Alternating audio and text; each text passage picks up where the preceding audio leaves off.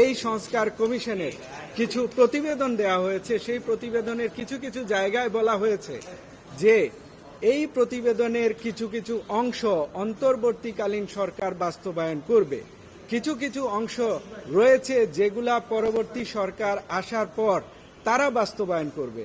সেই জায়গায় আমাদের কোনো প্রশ্ন ছিল না যে পরবর্তী সরকার এসে কি কি বাস্তবায়ন করবে, সেদিকে আমরা নজরও দিতে চেষ্টা করিনি। তবে যে সকল রিকমেন্ডেশন এই অন্তর্বর্তীকালীন সরকার বাস্তবায়ন করতে চান সবগুলাই তারা করতে পারেন। তবে আমাদের যে সকল রিকমেন্ডেশনে আপত্তি রয়েছে সেই রিকমেন্ডেশনগুলোকে আমরা চ্যালেঞ্জ করার চেষ্টা করেছি। এর মধ্যে অন্যতম ছিল এই রিকমেন্ডেশনে বলা হয়েছে যে সংবিধান থেকে রাষ্ট্রধর্মের যে অনুচ্ছেদ রয়েছে সেটা যেন বাদ দেওয়া হয়। সেই জায়গায় আমরা আপত্তি করেছি যে এই রিকমেন্ডেশনটা সংস্কার কমিশনকে যে স্ট্যাটুটরি অর্ডারের মধ্য দিয়ে তাদেরকে যে ম্যান্ডেট দিয়ে যে জুরিসডিকশন দিয়ে এই রিফর্ম কমিশন গঠন করা হয়েছে তাদেরকে দুই ধরনের জুরিসডিকশন দেওয়া হয়েছিল। একটা হচ্ছে সর্বস্তরে নারীর অংশগ্রহণ, আর একটা হচ্ছে সর্বস্তরে নারীর ক্ষমতায়নের জন্য কাজ করার জন্য রিকমেন্ডেশন তৈরি করা। কিন্তু আমরা দেখলাম এই প্রতিবেদনে কিছু কিছু রিকমেন্ডেশন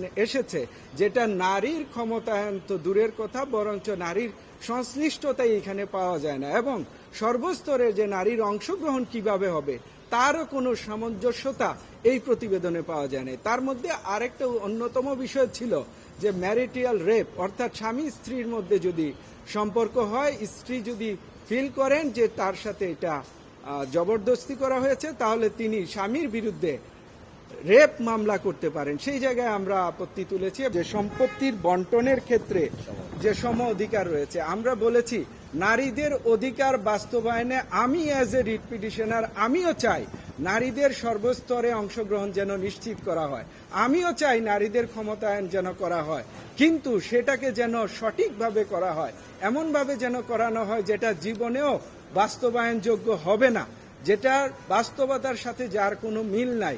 সেই জায়গা থেকে এই রিকমেন্ডেশনগুলা যেগুলাকে আমরা মনে করছি বাংলাদেশের সংবিধানের সাথে সাংঘর্ষিক এবং আমাদের মৌলিক অধিকারের সাথে সাংঘর্ষিক, এবং আমাদের যে ধর্ম বিশ্বাস রয়েছে, আমরা যে ধর্ম প্র্যাকটিস করি, আমাদেরকে ধর্ম প্র্যাকটিসের জন্য সংবিধানের মৌলিক অধিকারকে আমাদেরকে সেই অধিকার দেওয়া হয়েছে। যদি এই রিকমেন্ডেশন কয়েকটা বাস্তবায়ন হয়ে যায় তাহলে সেই জায়গায় আমাদের হৃদয়ে রক্তক্ষরণ হবে, এবং পাশাপাশি আমরা বলতে চেয়েছি অলরেডি কিছু রিকমেন্ডেশন বাস্তবায়ন করার জন্য বর্তমান সরকারের প্রধান উপদেষ্টা সংশ্লিষ্ট মন্ত্রণালয়কে